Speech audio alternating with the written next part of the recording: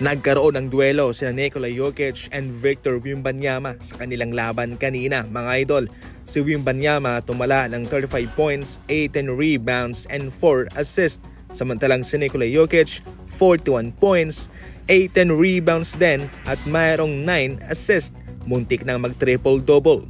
Kinulang nga lang sa kasama itong si Nikola Jokic at bigo silang matalo itong San Antonio Spurs. Kung sa mga nagdaang season, itong si Nikola Jokic ang nagduudumina sa center position, ngayon mayroon na siyang katapat o stopper itong si Wembanyama na kung tutuusin ay hindi naman center ang kanyang totoong posisyon kundi forward. Pero napaka-versatile ng batang ito, kahit na anong posisyon ay pwede niyang laruan, mapa-point guard, shooting guard, forward o center. Kahit nagkaroon ng backlash itong Sacramento Kings sa kanilang ginawang pagsibak kay Coach Mike Brown, kahit papano kanilang napapatunayan naman sa ngayon na tila okay lang ang kanilang ginawa dahil sa kanilang 4 na mga laban ay kanilang naipanalo ang 3 at isa lamang yung kanilang talo. Sa kanilang laban kontra Memphis Grizzlies, ito'y kanilang nilampaso sa pangunguna ni Malik Monk na mayroong 31 points, 2 rebounds and 6 assists.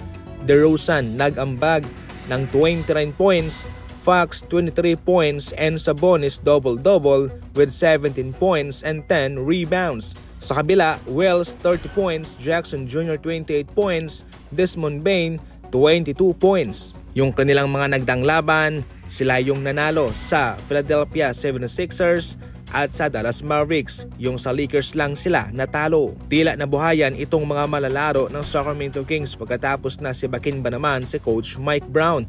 Kahit ng malaking pagkakamali ang ginawang iyon ng Sacramento Kings at hindi yun nagustuhan ng mga NBA coaches, kahit papano mga idol, umayon naman sa Kings ang kanilang inaasahang resulta.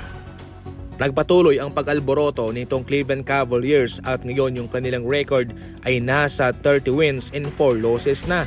Ito ay pagkatapos na kanilang matalo ang Dallas Mavericks kanina sa kanilang laban. Sa ngayon, wala pang Western Conference team ang nakatalo sa kanila.